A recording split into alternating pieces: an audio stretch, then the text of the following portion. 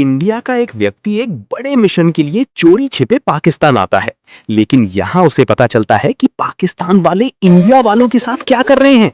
अगर यहाँ किसी को पता चल गया कि ये इंडिया का है, तो इसकी भी यही हालत होगी। लेकिन इन सब से आगे बढ़कर वो लास्ट में एक ऐसा प्लान बनाता है जिसके बारे में किसी ने सोचा भी नहीं था। फिलहाल बहुत ट्रेंडिंग में चल रही फिल्म धुरंधर द रिवेंज का ये पहला पार्ट है। वैसे फिल्म का नाम धुरंधर है।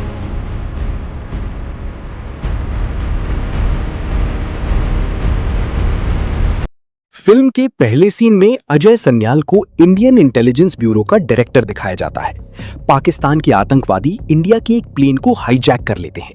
वैसे ये साल 1999 की बात है। तब external affairs minister Devvrat Kapoor आकर कहते हैं कि प्राइम मिनिस्टर बहुत प्रेशर में हैं। प्लेन में मौजूद लोगों की जान भी खतरे में है, इसलिए आतंकवादी जो मांग रहे हैं वो देकर लोगों को छुड़ा लेना चाहिए। ये अजय को पसंद नहीं आता, लेकिन लोगों की जान की खातिर वो मान जाता है। जब वो प्लेन के अंदर जाकर देखता है तो वहां फैले खून को देखकर समझ जाता है कि उन आतंकवादियों ने हमारी इंडिया के लोगों को कितनी तकलीफ दी है। इसके बाद हमें आतंकवादियों को दिखाया जाता है। उनकी डिमांड ये होती है कि उनकी टीम के 3 लोग जिन्हें इंडिया ने अरेस्ट किया है उन्हें छोड़ा जाए और साथ ही बहुत सारा पैसा दिया जाए। अजय सन्याल भी इन सब के लिए मान जाता है। वो बंधक बनाए गए लोगों के पास आकर कहता है कि डरने की कोई जरूरत नहीं है, हमारी बातचीत हो गई है और आप सब सेफली अपने घर जा रहे हैं। ये सुनकर सब खुश हो जाते हैं। तब अजय कहता है, बोलो भारत माता की, लेकिन कोई भी जय नहीं कहता क्योंकि आतंकवादियों ने गन पॉइंट कर रखी होती है। इससे गुस्सा होकर जब अजय वहां से जा रहा होता है तो एक आतंकवादी कहता है, पड़ोस में रहते हैं हम, कूदे भर का जोर लगा लो और बिगाड़ लो जो बिगाड़ सकते हो। अगले सीन में दिखाया जाता है कि आतंकवादियों के साथ डील करना अजय को बिल्कुल पसंद नहीं आता। वो कहता है कि अगर हम उनकी हर बात मानकर उन्हें उनकी मांगी हुई चीज देते रहेंगे तो वे बार बार ऐसा ही करेंगे, इसलिए उन्हें सबक सिखाना होगा। मेरे पास कुछ प्लान्स हैं, कहकर वो प्लान्स वाली फाइल देवव्रत कपूर को दे देता है। इसके बाद सीन साल 2001 में इंडिया के पार्लियामेंट पर शिफ्ट होता है। हाईजैक करने वाली वही टीम यहां भी आती है और इस जगह पर अटैक करके अपने साथ लाए बॉम्ब को ब्लास्ट कर देती है। ये बात पता चलते ही अजय सन्याल वहां पहुंचता है। उसके साथ एक और ऑफिसर सुशांत बंसल को भी दिखाया जाता है। यहाँ अटैक में एक लेडी पुलिस ऑफिसर को अपनी आखिरी सांसें लेते देख अजय को बहुत दुख और साथ ही बहुत गुस्सा आता है। ये सब देखकर देवव्रत कपूर मानते हैं कि तुमने सही कहा था, इन पाकिस्तान वालों को इस तरह छोड़ना ठीक नहीं है। उन्हें अजय की दी हुई फाइल में से एक प्लान पसंद आता है, जो होता है ऑपरेशन धुरंधर। वे इस ऑपरेशन धुरंधर को स्टार्ट करने की परमिशन दे देते हैं। इसके बाद सीन साल 2004 में शिफ्ट होता है, जहां हमजा नाम का एक व्यक्ति दूसरे लोगों के साथ अफगानिस्तान से इल्लीगल तरीके से पाकिस्तान में एंटर करता है। वहां से वो सीधे पाकिस्तान के कराची शहर आता है। कराची में लियरी नाम का एक टाउन होता है। जब वो वहां आता है तो एक जूस की दुकान पर आलाम नाम का आदमी डार्लिंग डार्लिंग गाना गाते हुए जूस बेच रहा होता है।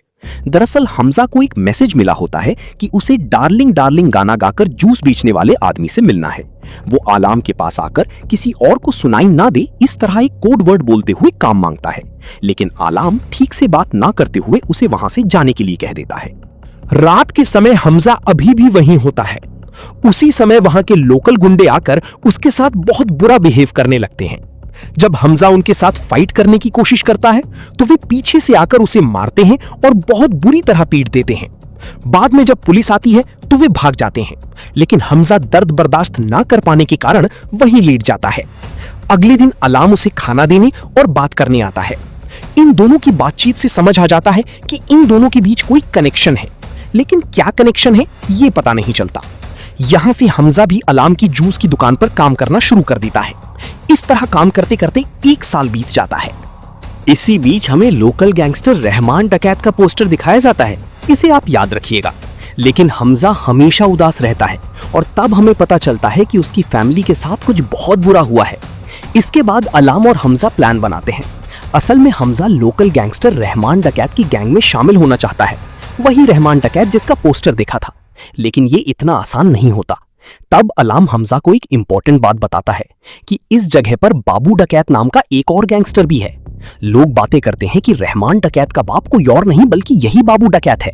ये बात जब रहमान डकैत को पता चली तो उसने जाकर अपनी मां को ही मार दिया, क्योंकि बाबू डकैत और रहमान डकैत के बीच बहुत बड़ी दुश्मनी है और वे एक दूसरे को देखना भी पसंद नहीं करते।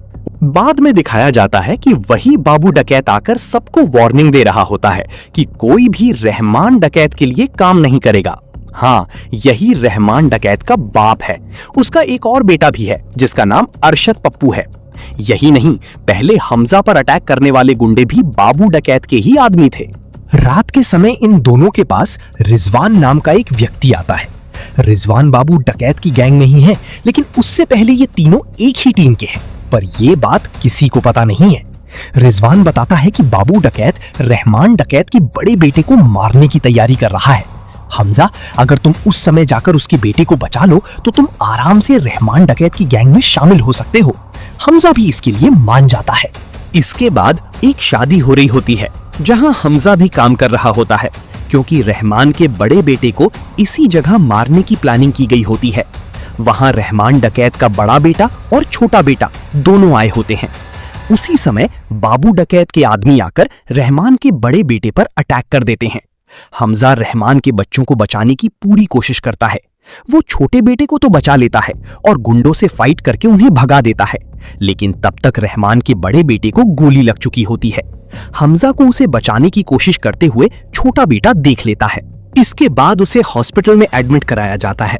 वहां रहमान डकैत आता है और अपने मरे हुए बेटे को देखकर बहुत दुखी होता है।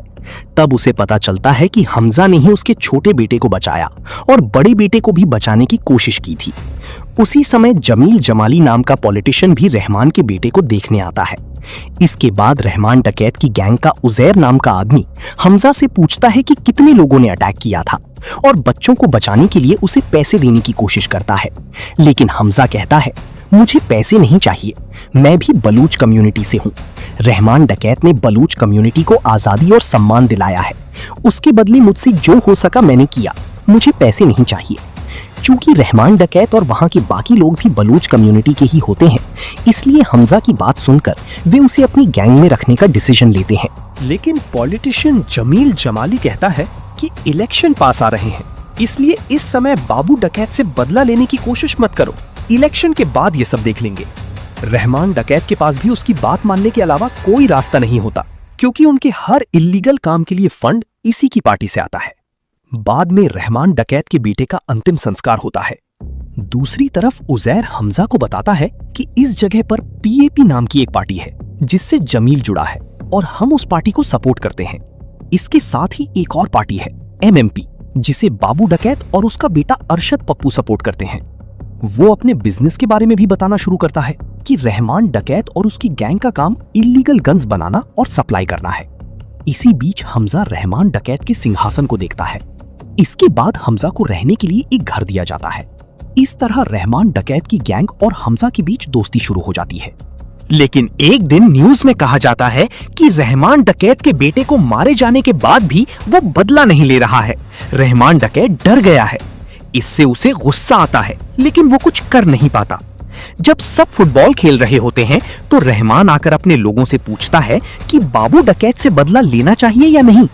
सब एक ही बात कहते हैं कि जमील ने कहा है इलेक्शन तक शांत रहो, तो वैसा ही करना ठीक है। यही सवाल जब हमजा से पूछा जाता है तो वो कहता है कि बदला लेना चाहिए। जब पूछा जाता है कैसे, तो वो समझाता है कि बाबू डकैत को पता है कि आप इलेक्शन के समय अटैक नहीं करेंगे, इसीलिए मौका देखकर उसने आपके बेटे को मारा है। वो बिल्कुल भी तैयार नहीं होगा कि आप अटैक करेंगे, इसलिए अगर हम इसी समय प्लान बनाएं तो उसे आराम से खत्म कर सकते हैं। रहमान को भी उसका प्लान पसंद आता है। इसके बाद हमजा और गैंग के लोग जाकर रहमान के बेटे को मारने वाले 3 लोगों को ढूंढकर बहुत क्रूरता से मार देते हैं। दूसरी तरफ बाबू डकैत जब आराम से ऑटो में जा रहा होता है तो उसके ऑटो का एक्सीडेंट कराया जाता है, और ये करने वाले कोई और नहीं बल्कि हमजा और गैंग के लोग होते हैं। वहां रहमान आता है, बाबू उससे भीख मांगता है, लेकिन रहमान उसकी एक नहीं सुनता और एक चीज से उसका सिर कुचलकर उसे मार डालता है। यही नहीं, अब तक बाबू डकैत जिन एरियाज पर राज कर रहा था, रहमान उन सबको अपने कब्जे में ले लेता है। इसके बाद सीन साल 2007 में शिफ्ट होता है। रहमान डकैत के सपोर्ट वाली जमील की पीएपी पार्टी इलेक्शन जीत जाती है। जब जमील स्पीच दे रहा होता है तभी रहमान को वहां आते देख सब चिल्लाने लगते हैं, यानी उसे इतना सपोर्ट मिल रहा होता है। ये देखकर जमील को थोड़ा डर लगता है।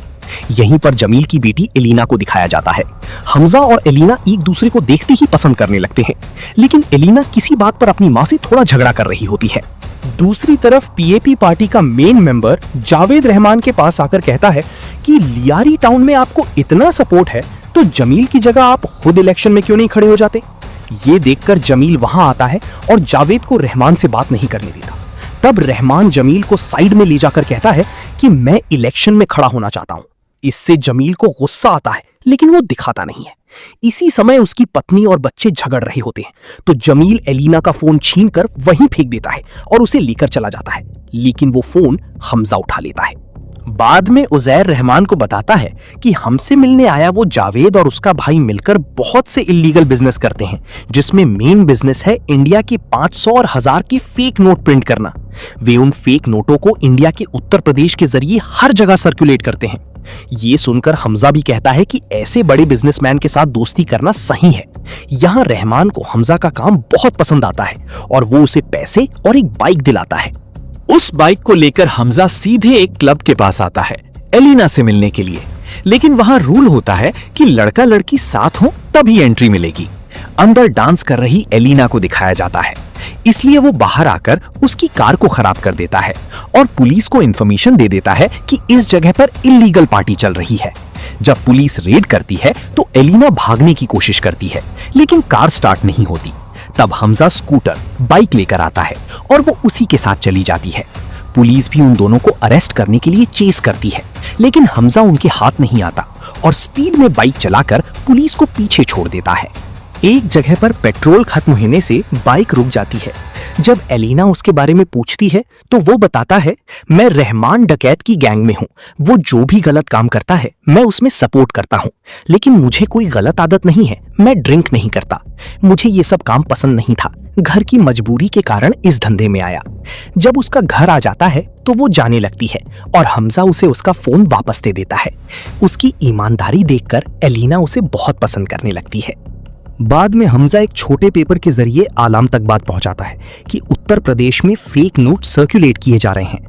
आलाम ये बात अजय सन्याल तक पहुंचाता है, यानी हमजा, आलाम और अजय सन्याल के बीच कोई कनेक्शन है।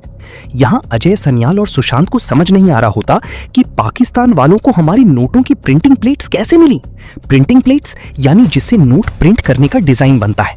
इससे उन्हें एक बात कंफर्म हो जाती है कि हमारे देश की प्रिंटिंग प्लेट्स पाकिस्तान पहुंचने में इंडिया के ही किसी व्यक्ति ने मदद की है, वरना ये पॉसिबल नहीं था। बाद में रहमान उसी जावेद से मिलने आता है।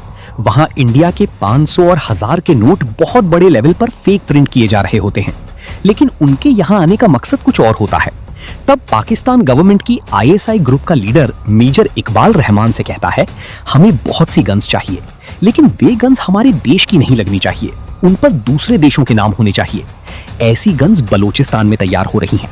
उनसे जैसे भी हो तुम हमें गन्स दिलाओ। यहाँ प्रॉब्लम ये होती है कि बलूचिस्तान के लोग बलोच कम्युनिटी के हैं और वे अपनी आजादी के लिए आईएसआई के खिलाफ लड़ रहे हैं, इसलिए वे आईएसआई को गन्स नहीं देंगे। लेकिन बलूचिस्तान के लोग रहमान डकैत पर बहुत भरोसा करते हैं, वो मांगेगा तो गन्स दे देंगे। मेजर इकबाल एक इंपॉर्टेंट बात रिवील करता है कि 3 अक्टूबर को इंडिया में हमारे लोग अटैक करने जा रहे हैं। उस समय यूज करने के लिए गन्स चाहिए। अगर तुम ये काम कर दो तो पीएपी पार्टी में तुम्हें एक बड़ी पोजीशन दिला दूंगा। रहमान भी इस काम के लिए मान जाता है, लेकिन उनके जाने के बाद जावेद जमील को कॉल करके कहता है कि रहमान डकैत तुम्हारे खिलाफ ही इलेक्शन में खड़ी होने की सोच रहा है। अगले सीन में हमें एसपी चौधरी असलम नाम का पुलिस ऑफिसर दिखाया जाता है। वो 3 क्रिमिनल्स को पकड़कर बहुत भयानक तरीके से मार देता है, यानी पुलिस के नाम पर वो एक तरह का गुंडा ही है। उसी समय जमील उसे कॉल करके लियारी आने को कहता है, क्योंकि एक जमाने में चौधरी और रहमान डकैत के बीच बहुत बड़ी दुश्मनी थी।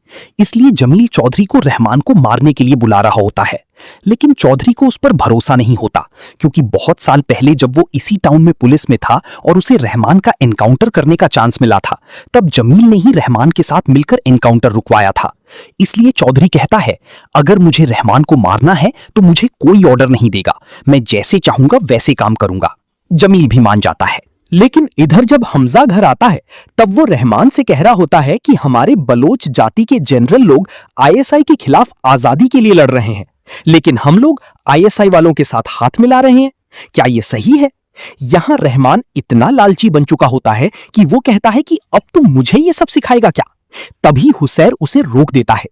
फिर मेजर इकबाल ने जो कहा था ना कि 3 अक्टूबर को इंडिया पर हमला करने वाले हैं, उसी बात से आलम और हमजा दोनों मिलकर पता लगा लेते हैं कि हमला इंडिया के गुजरात पर होने वाला है। दूसरी तरफ इंडिया के इंटेलिजेंस ऑफिस में देखें तो पाकिस्तान में मौजूद इंडिया के बहुत सारे लोग एक साथ कॉल करके बताते हैं कि 3 अक्टूबर को इंडिया पर हमला होने वाला है, लेकिन हर कोई अलग अलग लोकेशन बता रहा होता है। कोई गुजरात कहता है तो कोई दिल्ली। इसी वजह से सब लोग कंफ्यूज हो जाते हैं कि आखिर असली हमला किस जगह होने वाला है। अगले सीन में रहमान डकैत बलोचिस्तान पहुंच जाता है। वहां के लोगों को रहमान डकैत बहुत ज्यादा पसंद होता है, इसलिए उसका शानदार स्वागत किया जाता है।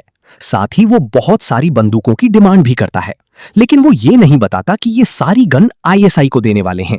जब सारी गन मिल जाती हैं तब वो बहुत खुश हो जाता है। इसके बाद जब चौधरी असलम जमील के घर आता है तब जमील उससे कहता है कि अब से तुम्हें लियारी टाउन में पुलिस ऑफिसर बनकर रहमान डकैत को मारना होगा। लेकिन चौधरी को उस पर भरोसा नहीं होता, क्योंकि कई साल पहले भी वो इसी टाउन में पुलिस ऑफिसर था। उस समय उसे रहमान डकैत का इनकाउंटर करने का मौका मिला था, लेकिन तभी जमील ने रहमान के साथ मिलकर उस इनकाउंटर को रुकवा दिया था। इसलिए चौधरी कहता है कि अगर मैं इस जगह का पुलिस ऑफिसर बनकर रहमान को मारने आया हूं तो मुझे कोई ऑर्डर नहीं देगा, मैं अपने तरीके से काम करूंगा। जमील भी उसकी इस बात को मान लेता है। दूसरी तरफ जमील की बेटी अलीना और हमजा के बीच प्यार शुरू हो चुका होता है और वे साथ में बहुत सा टाइम स्पेंड करते हैं। वैसे ही चौधरी भी लियारी टाउन में ट्रांसफर होकर रहमान डकैत पर धावा बोलने के लिए एक स्ट्रॉन्ग टीम रेडी कर रहा होता है। बाद में जमील की फैमिली एक फेस्टिवल के लिए रहमान के घर आती है। इस समय अलीना और हमजा चोरी छिपे बात करते हैं। एक दिन हमजा अलीना को अलाम के घर ले जाकर मिलवाता है। वहां वो पेपर में चौधरी की फोटो देखकर कहती है कि ये व्यक्ति मेरे पापा से मिलने अक्सर घर आता है। हमजा कहता है कि इस चौधरी से हमें खतरा है, इस पर नजर रखना। इधर अजय और सुशांत को डुप्लीकेट नोटों के केस के बारे में पता चल जाता है। एक्चुअली हमारे देश की प्रिंटिंग प्लेट्स इंग्लैंड की लेसर्स ड्यू नाम की कंपनी बनाती है। हमारे देश के एक मिनिस्टर ने वैसी ही डुप्लीकेट प्रिंटिंग प्लेट्स बनवाकर पाकिस्तान के इकबाल और जावेद को बेची हैं। पहली बार हमें वो प्रिंटिंग प्लेट्स दिखाई जाती हैं। उस मिनिस्टर को प्लेट्स बेचने के बदले बहुत सारा पैसा मिला होता है। ये बात जानने के बाद भी अजय और सुशांत कुछ नहीं कर पाते, क्योंकि वो मिनिस्टर बहुत पावरफुल होता है। बाद में जब गन्स इकबाल को डिलीवर करने की तैयारी हो रही होती है, तभी रहमान की छोटी बेटी को कुछ हो जाता है और उसे हॉस्पिटल ले जाया जाता है। घर के नौकर को ये बात किसी से कहते हुए हमजा देख लेता है। इसके बाद उजैर और हमजा गन्स लेकर इकबाल के पास आते हैं। इकबाल गन्स लेने के लिए कुछ छोटे छोटे लड़कों को बुलाता है। गन्स देती ही बदले में उन्हें बहुत सारा पैसा मिलता है। दूसरी तरफ जब रहमान कार में जा रहा होता है तो उसकी कार पर अटैक होता है। देखने पर पता चलता है कि एसपी चौधरी अफलम पूरी तैयारी के साथ रहमान को अरेस्ट करने आया है। यही नहीं, इधर हमजा को पता चल जाता है कि 3 अक्टूबर को इंडिया पर जो अटैक होने वाला था वो इकबाल की टीम नहीं कर रही है, क्योंकि उस अटैक के बारे में इंडिया वालों को पता चल चुका है। उधर रहमान अपनी पत्नी से बच्चे को लेकर हॉस्पिटल जाने को कहता है और उनकी सेफ्टी की खातिर चौधरी के सामने सरेंडर कर देता है। इधर इकबाल हमजा को लाकर दिखाता है कि इंडिया का एक स्पाई यानी जासूस पकड़ा गया है और वे उसे बहुत क्रूरता से टॉर्चर कर रहे होते हैं। एक्चुअली वो स्पाई इंडिया का ही बंदा होता है जो पाकिस्तान में पाकिस्तानी बनकर रह रहा था और वहां की इंफॉर्मेशन इंडिया भेज रहा था। हमजा भी उसी तरह का एक इंडियन स्पाई है। अगर किसी को पता चला तो उसे भी इसी तरह टॉर्चर करके मार दिया जाएगा। बाद में उजैर और हमजा को पता चलता है कि चौधरी ने रहमान को अरेस्ट कर लिया है। जब वे जमील को कॉल करते हैं तो वो कहता है कि मुझसे जो होगा मैं करूंगा, लेकिन वो कोई टेंशन नहीं लेता और आराम से टीवी देख रहा होता है। तब हमजा को उस घर के नौकर की याद आती है। उधर जब रहमान को ले जाया जा रहा होता है तो चौधरी के आदमी उसे बहुत मारते हैं।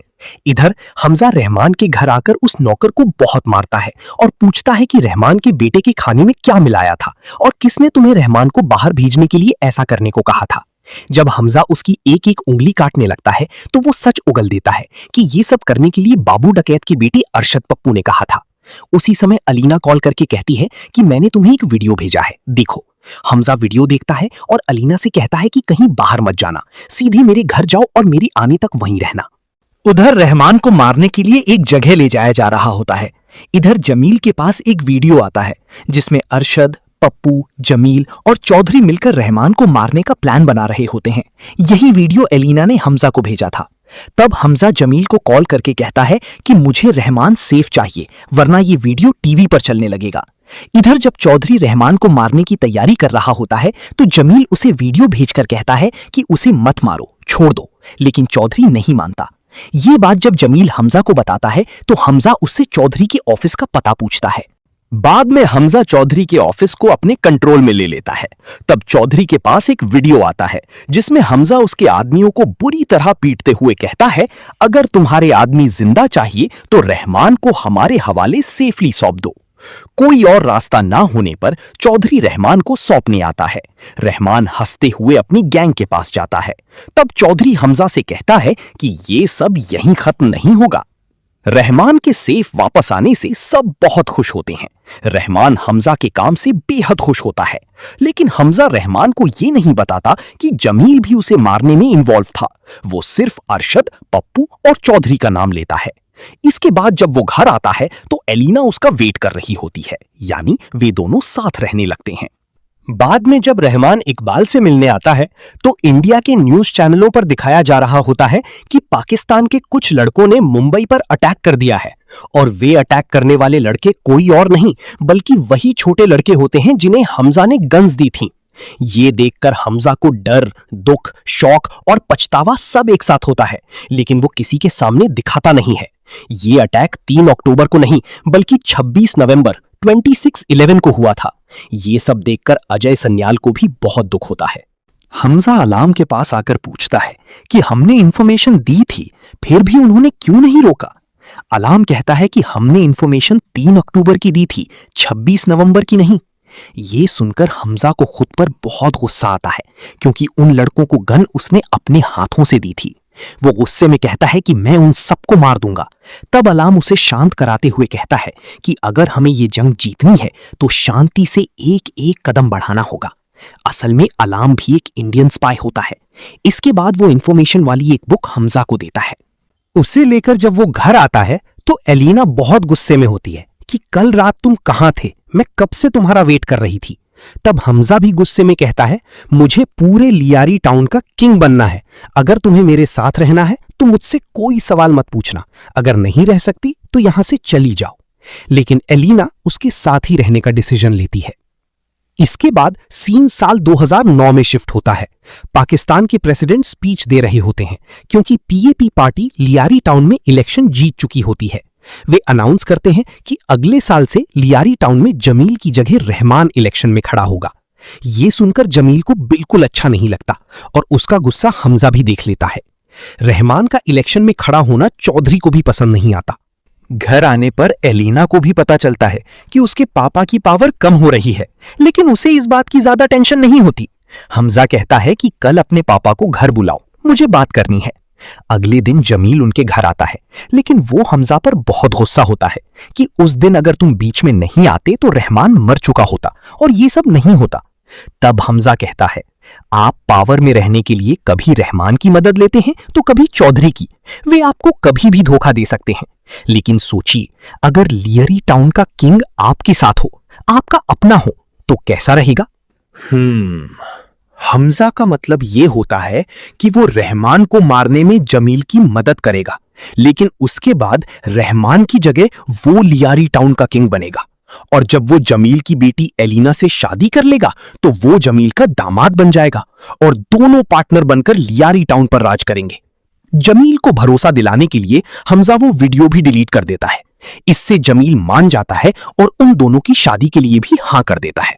अगले सीन में हमजा और एलिना की शादी में रहमान, डकैत, मेजर इकबाल और अब तक जितने लोगों को देखा है वे सब आए होते हैं। वहां मेजर इकबाल रहमान से कहता है कि मुंबई की तरह हम पंजाब पर भी अटैक करने की सोच रहे हैं, उसके लिए गन्स चाहिए। रहमान उजैर से पूछता है कि हम किस दिन फ्री हैं। उजैर बहुत ड्रिंक किए होता है और बुक नीचे गिरा देता है। तब हमजा कहता है कि मैं देखता हूं। वो बुक उठाकर देखता है तो 9 तारीख को एक फंक्शन लिखा होता है। फिर भी वो कहता है कि हम 9 तारीख को फ्री हैं और उसी दिन गन्स डिलीवर कर सकते हैं। इस तरह 9 तारीख को गन्स डिलीवर करने की डील पक्की हो जाती है। घर आकर हमजा अलार्म की दी हुई बुक पर एक लिक्विड डालता है, जिससे उन लोगों के नाम सामने आ जाते हैं जिन्होंने इंडिया पर अटैक किया था। वो उसमें रहमान का नाम भी लिख देता है। अगले सीन में वो बलूचिस्तान आकर वहां के लीडर से कहता है कि रहमान डकैत ने कहा है कि 9 तारीख को गन्स डिलीवर करनी है। यहां उसे एक और बात पता चलती है कि पाकिस्तान गवर्नमेंट की आईएसआई ने पानी में जहर मिलाकर बलूचिस्तान के 63 बच्चों को मार दिया है। बाद में सीन 9 अगस्त पर शिफ्ट होता है। रहमान उस फंक्शन को अटेंड करने आया होता है। तब बलूचिस्तान से कॉल आता है, लेकिन हमजा नहीं उठाता। इसलिए वे उजैर को कॉल करके कहते हैं कि गन्स रेडी हैं, ले जाओ। उजैर हमजा से रहमान के साथ ही रहने को कहकर खुद गन्स लेने बलूचिस्तान चला जाता है। इसके बाद जब हमजा रहमान को कार में लेकर जा रहा होता है तो कार के आगे एक गार्ड होता है, इसलिए वो उन्हें बिना बताए रास्ता चेंज कर देता है। तब हमें पता चलता है कि जमील और हमजा ने रहमान को मारने का प्लान बनाया है। रहमान की आंख खुलती है और वो पूछता है कि इस रोड पर क्यों जा रहे हैं, तो हमजा कहता है कि वहां ट्रैफिक था। इसीलिए रहमान शांत हो जाता है, लेकिन उसे डाउट हो जाता है और वो रेजर रेडी कर लेता है। आगे चलता है कि जमील और हमजा के साथ चौधरी भी मिला हुआ है, इसलिए हमजा जिस रास्ते से आ रहा होता है चौधरी वहां पहले से ही वेट कर रहा होता है। रहमान कार रोकने को कहता है और अटैक कर देता है। कार में रहमान के साथ 2 और आदमी होते हैं। जब हमजा उन तीनों के साथ फाइट कर रहा होता है तभी कार का एक बड़ा एक्सीडेंट हो जाता है। कार से उतरकर हमजा जंगल के अंदर जाता है। रहमान भी उसे मारने के लिए अपने एक आदमी को पीछे भेजता है। उसी समय चौधरी अपनी टीम के साथ आकर रहमान पर अटैक कर देता है। रहमान और चौधरी की टीम के बीच बड़ी फाइट होती है। रहमान को जंगल के अंदर भागते देख चौधरी भी उसका पीछा करता है। दूसरी तरफ रहमान ने जिस आदमी को भेजा था, हमजा उसे बुरी तरह मारकर खत्म कर देता है। इधर रहमान और चौधरी फाइट कर रहे होते हैं और जैसे ही रहमान उसे मारने वाला होता है तभी अचानक हमजा आकर रहमान को बहुत बुरी तरह पीटना शुरू कर देता है। वो उसे शूट भी करता है, लेकिन पूरी तरह से जान से नहीं मारता। हमजा पर किसी को डाउट ना हो इसलिए वो रहमान को उठाकर हॉस्पिटल ले जाने लगता है। रास्ते में वो उजैर को भी कॉल करके बताता है कि अटैक हो गया है, जल्दी आओ। लेकिन हॉस्पिटल पहुंचने तक रहमान मर चुका होता है। ये बात सबको पता चल जाती है और टीवी पर भी आने लगती है। इसके बाद हमजा घायल हालत में घर आता है, लेकिन एलिना उससे कुछ नहीं पूछती। थोड़ी देर बाद वो खुद को संभालता है और उस बुक को निकालकर रहमान का नाम देखता है। तब हमें पता चलता है कि हमजा को स्पाई बनाकर पाकिस्तान भेजने वाला कोई और नहीं बल्कि अजय सन्याल है और हमजा का असली नाम जसकीरत सिंह रंगी है। उसने रहमान को तो मार दिया है, लेकिन जिन क्रिमिनल्स को मारना है वे अभी भी बचे हुए हैं। लास्ट सीन में हमें पता चलता है कि जसकीरत की लाइफ में पास्ट में क्या हुआ था और फ्यूचर में क्या होने वाला है। ये सब हमें पार्ट 2 में पता चलेगा और यहीं पर फिल्म एंड हो जाती है। पार्ट 2 आते ही उसे भी एक्सप्लेन करेंगे।